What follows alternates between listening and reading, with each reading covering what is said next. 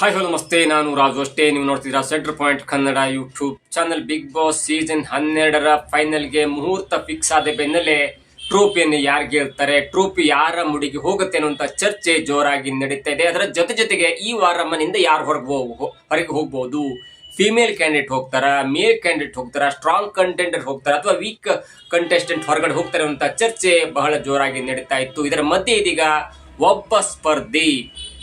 ಒಬ್ಬ ಅತ್ಯಮೂಲ್ಯವಾದಂಥ ಸ್ಪರ್ಧಿ ಇದೀಗ ಮನೆಯಿಂದ ಹೊರಗೆ ನಡೆದಿದ್ದಾರೆ ಮತ್ತು ಅವರು ನಾಮಿನೇಷನ್ ಆಗಿದ್ದರಿಂದ ಎಲಿಮಿನೇಷನ್ ಆಗಿ ಈಗ ಮನೆಯಿಂದ ಹೊರಗೆ ಬಂದಿದ್ದಾರೆ ಮತ್ತು ಇದೀಗ ಮನೆಯೊಳಗೆ 8 ಜನ ಮಾತ್ರ ಇದ್ದಾರೆ. ಹಾಗಾದ್ರೆ ಮನೆಯಿಂದ ಹೊರಗೆ ಹೋದಂತ ಅಂದ್ರೆ ಎಲಿಮಿನೇಷನ್ ಆಗಿ ಹೊರಗೆ ಹೋದಂತ ವ್ಯಕ್ತಿ ಯಾರು? ಅವರು ವೀಕ್ ಕ್ಯಾಂಡಿಡೇಟ್ ಆಗಿದ್ರ ಅಥವಾ ಸ್ಟ್ರಾಂಗ್ ಕ್ಯಾಂಡಿಡೇಟ್ ಆಗಿದ್ರ? ಅವರು ಮನೆಯಲ್ಲಿ ಏನೆಲ್ಲ ಮಾಡ್ತಾ ಇದ್ರು? ಇವೆಲ್ಲವನ್ನು ನೋಡೋಣ. ಅದಕ್ಕಿಂತ ಮೊದಲು ಇಲ್ಲಿ ತನಕ ನಮ್ಮ ಚಾನಲ್ನ ಸಬ್ಸ್ಕ್ರೈಬ್ ಮಾಡಿಲ್ಲ ಅಂದ್ರೆ ಈಗಲೇ ಸಬ್ಸ್ಕ್ರೈಬ್ ಮಾಡಿ, ಜೊತೆಗೆ ಕಾಮೆಂಟ್ಗಳ ಮುಖಾಂತರ ತಮ್ಮ ಅಭಿಪ್ರಾಯವನ್ನು ತಿಳಿಸಬಹುದು. ಎಸ್ ವೀಕ್ಷಕರೇ, ಬಿಗ್ ಬಾಸ್ ಅಂದ ಕೂಡಲೇ ಅದು ಮನೆ ಮಂದಿ ಎಲ್ಲ ಕುಳಿತು ನೋಡುವಂತ ಒಂದು ಶೋ ಅಂತ ಹೇಳ್ಬೋದು. ಅದರಲ್ಲೂ ಮುಖ್ಯವಾಗಿ ಈ ಕಾಮಿಡಿ ಶೋ ಆಗಿರ್ಬೋದು ಅಥವಾ ಬೇರೆ ಬೇರೆ ಶೋಗಿಂತ ಇಲ್ಲಿ ಏನು ಡಬಲ್ ಮೀನಿಂಗ್ ಇಲ್ಲ. ಅಥವಾ ಅದರಲ್ಲೂ ಈ ಸೀಸನ್ ಇದೆಯಲ್ಲ, ಬಿಗ್ ಬಾಸ್ ಸೀಸನ್ 12ರ ಸೀಸನ್ ಅಲ್ಲಿ ಯಾರು ಕೂಡ ಕಾಂಟ್ರವರ್ಸಿ ಕ್ಯಾರೆಕ್ಟರ್ಗಳನ್ನ ಹಾಕೇ ಇರಲಿಲ್ಲ. ಅಷ್ಟು ಶುದ್ಧವಾಗಿ, ಅಷ್ಟು ಅಚ್ಚುಕಟ್ಟಿನಿಂದ ಕೆಲವೊಂದು ಜಗಳ ಇರುತ್ತೆ, ಇರುತ್ತೆ, ಕಿರ್ಚಾಟ ಇರುತ್ತೆ ಬಿಟ್ಟು ಅಶ್ಲೀಲವಾಗಿ ಅಂತ ಶಬ್ದವಾಗಿರ್ಬೋದು ಅಥವಾ ಬೇರೆ ಬೇರೆ ಬಡದಾಟ ಯಾವುದೂ ಇರಲಿಲ್ಲ. ಅಚ್ಚುಕಟ್ಟಿನ ಒಂದು ಸೀಸನ್ ಅಂದ್ರೆ ಅದು ಬಿಗ್ ಬಾಸ್ ಸೀಸನ್ 12 ಅಂತ ಹೇಳ್ಬೋದು. ಯಾಕಂದ್ರೆ ಅಲ್ಲಿ ಯಾರು ಕೂಡ ಕಾಂಟ್ರವರ್ಸಿಯಲ್ ಕ್ಯಾರೆಕ್ಟರ್ ಇರಲಿಲ್ಲ. ಅಷ್ಟರ ಮಟ್ಟಿಗೆ ಬಿಗ್ ಬಾಸ್ಗೆ ನಮ್ಮ ಕಡೆಯಿಂದ ಒಂದು ಸೆಲ್ಯೂಟ್ ಅನ್ನ ಹೇಳಲೇಬೇಕು. ಜೊತೆಗೆ ಬಿಗ್ ಬಾಸ್ ಸೀಸನ್ 12ರ ಫೈನಲ್ಗೆ ಮುಹೂರ್ತ ಫಿಕ್ಸ್ ಆಗಿದೆ. ಜನವರಿ 17 ಅಥವಾ ಜನವರಿ 18ಕ್ಕೆ ಬಿಗ್ ಬಾಸ್ ಫೈನಲ್ ನಡೆಯುತ್ತೆ. ಜನವರಿ 18ರಂದು Bigg Boss final candidate win ಆಗಿ ಹೊರಗೆ ಬರ್ತಾರೆ, ಅವರಿಗೆ ಸ್ಟಾರ್ ಗಿರಿ ಸಿಕ್ಕತ್ತೆ. ಇದರ ನಡುವೆ ಇದೀಗ ಮನೆಯಲ್ಲಿ 9 ಜನ ಇದ್ದಾರೆ. 9ರಲ್ಲಿ ಕನಿಷ್ಠ ಅಂದ್ರೂ ಕೂಡ ಒಬ್ರು ಹೊರಗೆ ಬರಲೇಬೇಕಾಗತ್ತೆ. ಇವತ್ತು ಕಿಚ್ಚ ಗಡತ್ತಾಗಿ ಎಂಟ್ರಿ ಕೊಟ್ಟರು, ಲಾಸ್ಟ್ ವಾರ ಅವರು ಎಂಟ್ರಿ ಕೊಟ್ಟಿರಲಿಲ್ಲ. ಇವತ್ತು ಗಿಲ್ಲಿ ಅವರಿಗೆ ಕ್ಲಾಸ್ ತೆಗೆದುಕೊಂಡ್ರು, ಅಶ್ವಿನಿ ಕ್ಲಾಸ್ ತೆಗೆದುಕೊಂಡ್ರು ಮತ್ತು ಬೇರೆ ಬೇರೆ ವಿಷಯಗಳನ್ನ ಆಲಿಸಿ ಎಲ್ಲಕ್ಕೂ ಕೂಡ ಸರಿ ಸಮನಾಗಿ ಕಟಕಟಿಯಲ್ಲಿ ನ್ಯಾಯವನ್ನ ಒದಗಿಸುವಂತ ಒಂದು ಕೆಲಸವನ್ನು ಮಾಡಿದ್ರು. ಅದರ ಮಧ್ಯೆ ಇದೀಗ ಬಿಗ್ ಬಾಸ್ ಮನೆಯಲ್ಲಿ 5 ಜನ ನಾಮಿನೇಷನ್ ಆಗಿದ್ರು. ಅಶ್ವಿನಿ ಗೌಡ, ರಾಶಿಕಾ, ಧನುಷ್, ಧ್ರುವಂತ್ ಮತ್ತು ಸ್ಪಂದನಾ ಸೋಮಣ್ಣ. ಇವರು 5ರ ಪೈಕಿ ಒಬ್ರು ಹೋಗ್ತಾರ, 2 ಜನ ಹೋಗ್ತಾರ ಅಥವಾ ಯಾರು ಹೋಗ್ತಾರೆ ಅನ್ನುವಂತ ಕುತೂಹಲ ಅನೇಕರಿಗಿತ್ತು. ಅಷ್ಟಕ್ಕೂ ಇದೀಗ ಒಬ್ಬ ಸ್ಪರ್ಧಿ ಮನೆಯಿಂದ ಹೊರಗೆ ಬಂದಿದ್ದಾರೆ. ನಾವು ಹೆಸರಿಡ್ಲಿಕ್ಕಾಗಲ್ಲ, ಕೊನೆ ತನಕವೂ ನಿಮ್ಗೆ ಕ್ಲೂ ಅನ್ನ ಕೊಡುವಂತ ಒಂದು ಸಂಗತಿಯನ್ನು ಮಾತ್ರ ಹೇಳ್ತೇವೆ. ಅವ್ರು ಹೊರಗೆ ಬಂದ ನಂತರ ನಿಮ್ಗೆ ಅರ್ಥ ಆಗುತ್ತೆ ಅವ್ರ ಹೆಸರು. ಆದ್ರೆ ಕ್ಲೂ ಕೊಟ್ಟ ನಂತರ ನಿಮ್ಗೂ ಕೂಡ ಒಂದು ಅರ್ಥ ಆಗತ್ತೆ. ಅವರು ಸ್ಟ್ರಾಂಗ್ ಕ್ಯಾಂಡಿಡೇಟ್ ಆಗಿದ್ರ, ವೀಕ್ ಕ್ಯಾಂಡಿಡೇಟ್ ಆಗಿದ್ರ, ಅವರು ಟ್ರೋಫಿಯನ್ನ ಗೆಲ್ಲುವಂತವರಿಗೆ ಅಥವಾ ಟ್ಯಾಲೆಂಟ್ ಇತ್ತ ಅಥವಾ ಸುಖ ಸುಮ್ಮನೆ ಇಲ್ಲೇ ತನಕ ಅವರನ್ನ ಕ್ಯಾರಿ ಮಾಡಿದ್ರ, ಯಾವಾಗ ಹೊರಗೆ ಹೋಗ್ಬೇಕಿತ್ತು ಯಾವಾಗ ಹೊರಗೆ ಹೋಗಿಲ್ಲ ಅನ್ನುವಂತ ಕಾರಣಕ್ಕಾಗಿ ಅವರು ಕಾಂಟ್ರವರ್ಸಿ ಅಥವಾ ಅವರು ಸುದ್ದನ ಮಾಡಿದ್ರು. ಮನೆಯಲ್ಲಿ ಆಟ ಆಡ್ತಿದ್ರ ಅಥವಾ ಆಟ ಆಡ್ತಿರ್ಲಿಲ್ವಾ? ಗಿಲ್ಲಿಗೆ ಸ್ಟ್ರಾಂಗ್ ಕಂಟೆಂಡರ್ ಆಗಿ ಗಿಲ್ಲಿಯನ್ನ ವಿರುದ್ಧ ಹಾಕೊಂಡ್ರ ಅಥವಾ ಗಿಲ್ಲಿ ಜೊತೆಗಿದ್ರ, ಗಿಲ್ಲಿ ಅವ್ರಿಗೆ ಸಪೋರ್ಟ್ ಮಾಡ್ತಿದ್ರ? ಎಲ್ಲವೂ ಕೂಡ ಇದೀಗ ಚರ್ಚೆ ಆಗ್ತಾರೆ ಒಂದು ವಿಷಯ. ಯಾಕಂದ್ರೆ ಆ ಸ್ಪರ್ಧಿ ಗೆಲ್ಬೇಕಿತ್ತ ಸೋಲ್ಬೇಕಿತ್ತ ಎಲ್ಲವೂ ಕೂಡ ಇದೀಗ ಚರ್ಚೆ ಆಗ್ತಾ ಇದೆ. ನಾನು ಕ್ಲೂ ಅನ್ನ ಕೊಡ್ತಾ ಹೋದ್ರೆ, ನಾನು ಇವತ್ತು ಒಂದು ಪ್ರೋಮೋವನ್ನು ಗಮನಿಸಿದೆ. ಫಸ್ಟ್ ಪ್ರೋಮೋದಕ್ಕಿಂತ 2ನೇ ಪ್ರೋಮೋವನ್ನು ಗಮನಿಸಿದಾಗ ಯಾಕೆ ಇಷ್ಟು ಸ್ಟ್ರಾಂಗ್ ಆಗಿ ಆ ಕಂಟೆಸ್ಟೆಂಟ್ ಇಷ್ಟು ರೋಷವಾಗಿ ಮಾತನಾಡ್ತಾ ಇದ್ದಾರೆ ಗಿಲ್ಲಿಯ ವಿರುದ್ಧ ಎನ್ನುವುದನ್ನ ಸ್ವಲ್ಪ ಯೋಚನೆ ಮಾಡಿದೆ. ಆದ್ರೂ ಕೂಡ ಕೆಲವೊಂದು ವಿಚಾರವಾಗಿ ಬಿಗ್ ಬಾಸ್ ಟ್ವಿಸ್ಟ್ ಮೇಲೆ ಟ್ವಿಸ್ಟ್ ಕೊಡ್ತಾನೆ ಇರ್ತಾರೆ. ಟ್ವಿಸ್ಟ್ ಮೇಲೆ ಟ್ವಿಸ್ಟ್ ಕೊಟ್ಟ ನಂತರ ಅವರನ್ನೇ ಹೊರಗೆ ಹಾಕುವಂತ ಅಥವಾ ಅವರನ್ನೇ ಮನೆಯಿಂದ ಹೊರಗೆ ಕಳಿಸುವಂತ ಪ್ರಯತ್ನ ಕೂಡ ಆಗ್ತಾ ಇದೆ ಅನ್ನೋದಕ್ಕೆ ಇವತ್ತಿನ ಒಂದು ಪ್ರೋಮೋ ಉದಾಹರಣೆ ಅಂತ ಹೇಳ್ಬೋದು. ಪ್ರೋಮೋನ ಮತ್ತೊಮ್ಮೆ ನೀವು ನೋಡ್ಕೊಂಡು ಬರ್ಬೋದು.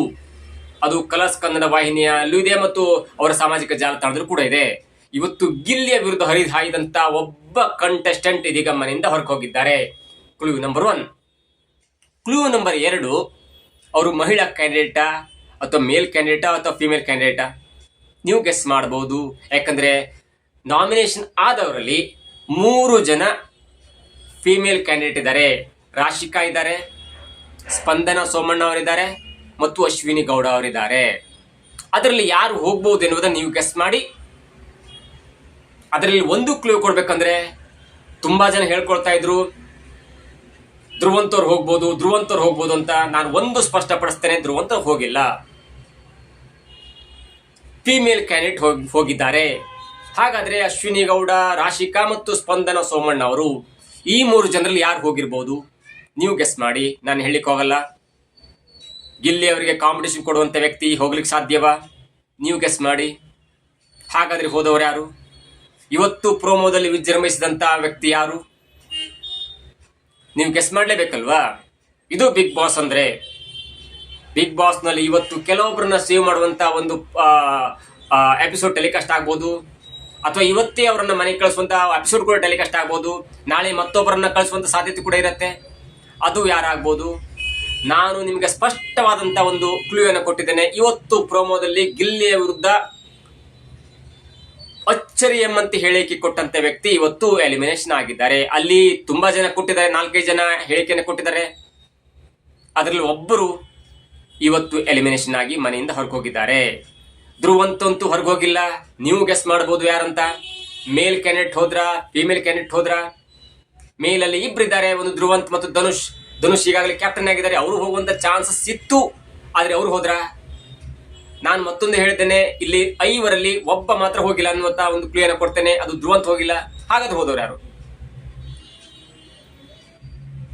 ಅವರು ಹೋದವರು ಯಾವಾಗ ಹೋಗ್ಬೇಕಿತ್ತು? ಅಥವಾ ಫೈನಲ್ ತನಕ ಇರ್ಬೇಕಿತ್ತ, ಅಥವಾ ಫೈನಲ್ಗೂ ಮೊದಲೇ ಹೋಗ್ಬೇಕಿತ್ತ, ಅಥವಾ ಈಗ ಹೋಗಿದ್ದು ತುಂಬಾ ಲೇಟ್ ಇತ್ತು ಮೊದಲೇ ಹೋಗ್ಬೇಕಿತ್ತ? ಅವರ ಮೇಲೆ ಬಂದಂತ ಆರೋಪ ಏನು? ಅಥವಾ ಅವರಿಂದ ಕಲರ್ಸ್ ಕನ್ನಡಕ್ಕೆ ಬಂದಂತ ಆರೋಪ ಏನು? ಎಲ್ಲವೂ ಕೂಡ ನೀವು ಕ್ಲೂ ಕೊಟ್ಟಿದ್ದೇನೆ, ಚೆಕ್ ಮಾಡ್ಕೋಬಹುದು.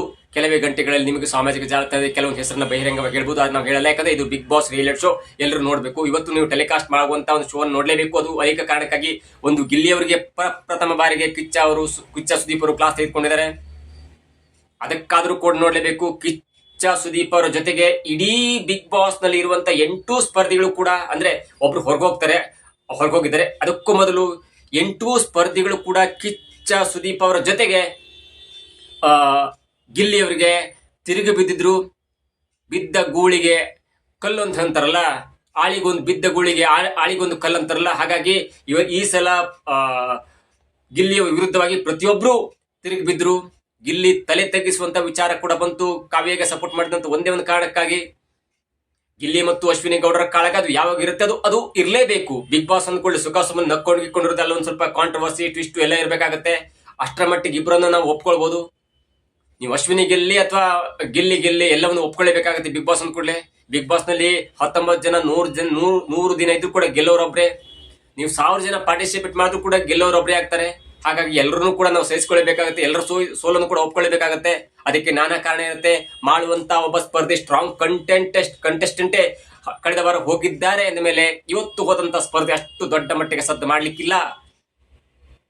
ನಿಮ್ಗೆ ಅರ್ಥ ಆಗಿರ್ಬೇಕು ಯಾರು ಮನೆಯಿಂದ ಹೊರಗೆ ಹೋಗಿದ್ದಾರೆ ಅನ್ನುವಂತ ಸಂಗತಿ. ಇವತ್ತು ಟೆಲಿಕಾಸ್ಟ್ ಆಗಬೇಕಿರುವಂತ ಒಂದು ಎಪಿಸೋಡ್ ಅನ್ನು ಯಾಕೆ ನೋಡ್ಬೇಕಂದ್ರೆ, ಗಿಲ್ಲಿಯವರಿಗೆ ಮೊಟ್ಟ ಮೊದಲ ಬಾರಿಗೆ ಕಿಚ್ಚ ಸುದೀಪ್ ಅವರು ಕ್ಲಾಸ್ ತೆಗೆದುಕೊಂಡಿದ್ದಾರೆ. ಗಿಲ್ಲಿಯವರ ವಿರುದ್ಧ ಮೊಟ್ಟ ಮೊದಲ ಬಾರಿಗೆ 8 ಸ್ಪರ್ಧಿಗಳು ತಿರುಗಿ ಬಿದ್ದಿದ್ದಾರೆ. ಗಿಲ್ಲಿಯವರಿಗೆ ಅವಮಾನ ಮಾಡಿದಂತ ಅಥವಾ ಸ್ಪೈನಲ್ ಕಾರ್ಡ್ ಇಲ್ಲ ಎನ್ನುವಂತ ಒಂದು ಅವಮಾನ ಮಾಡಿದಂತ, ಬಾಡಿ ಶೇಮಿಂಗ್ ಮಾಡಿದಂತ ಅಶ್ವಿನಿ ಗೌಡರ ವಿರುದ್ಧ ಕಿಚ್ಚ ಸುದೀಪ್ ಅವರು ಹರಿಹಾಯ್ದಿದ್ದಾರೆ. ಜೊತೆಗೆ ಧನುಷ್ ಮತ್ತು ಅಶ್ವಿನಿ ಗೌಡರ ಮಧ್ಯ ಆದಂತ ಈ ಕ್ಯಾಪ್ಟನ್ಸಿ ಟಾಸ್ಕ್ ವಿಚಾರದಲ್ಲಿ ಆದಂತ ಒಂದು ಮೋಸ, ಗೊಂದಲ ಅಥವಾ ಅವ್ರಿಗೆ ಫೇವರಿಸಂ ಇವ್ರಿಗೆ ಫೇವರಿಸಂ ಎಲ್ಲಕ್ಕೂ ಕೂಡ ಒಂದು ಕಿಚ್ಚನ ಕಟಕಟೆಯಲ್ಲಿ ಕ್ಲಾರಿಫಿಕೇಶನ್ ಕೊಟ್ಟಿದ್ದಾರೆ. ಜೊತೆಗೆ ಕೊನೆಯದಾಗಿ ಎಲ್ಲವಕ್ಕೂ ಕೂಡ ಹೊರಗಡೆ ಆಗ್ತಾ ಇರುವಂತ ಅಪವಾದ, ಕಾಂಟ್ರವರ್ಸಿ ಅಥವಾ ಯಾರನ್ನೂ ಫೇವರಿಸಂ ಮಾಡ್ತಾ ಎನ್ನುವಂತ ಒಂದು ಕಾರಣಕ್ಕೂ ಕೂಡ ಇವತ್ತು ಅಂತ್ಯವನ್ನು ಹಾಡಿದ್ದಾರೆ. ಅದು ಎಲಿಮಿನೇಷನ್ ಮುಖಾಂತರ. ಮುಂದೆ 8 ಸ್ಪರ್ಧಿಗಳಿರ್ತಾರೆ. 8 ಸ್ಪರ್ಧಿಗಳಲ್ಲಿ ಮುಂದಿನ ವಾರ ಒಬ್ಬ ಹೋದ್ರೆ 7 ಸ್ಪರ್ಧಿಗಳು ಲಾಸ್ಟ್ ವೀಕ್ ಇರ್ತಾರೆ. ಕಿಚ್ಚನ ಕಟಕಟೆಯಲ್ಲಿ ಇವತ್ತು ಎಲ್ಲವೂ ಕೂಡ ಸರಿಯಾಗಿ ಆಗಿದೆ ಅನ್ನೋದು ಕೂಡ ಒಂದು ಮಟ್ಟಿಗೆ ಎಲ್ಲವನ್ನು ಕೂಡ ಬಗೆಹರಿಸಿದ್ದಾರೆ ಕಿಚ್ಚ ಸುದೀಪ್ ಅವರು. ಈ ವಾರ ಮನೆಯಿಂದ ಹೊರಗೆ ಹೋದವರು ಯಾರಂತ ನಿಮ್ಗೆ ಅರ್ಥ ಆಗಿದ್ರೆ ಕೆಳಗಡೆ ಕಾಮೆಂಟ್ ಮುಖಾಂತರ ತಮ್ಮ ಅಭಿಪ್ರಾಯವನ್ನು ತಿಳಿಸಬಹುದು. ಇದಾಗಿತ್ತು ಇವತ್ತಿನ ವಿಶೇಷ. ನೋಡ್ತಾರೆ centre Point Kannada YouTube channel.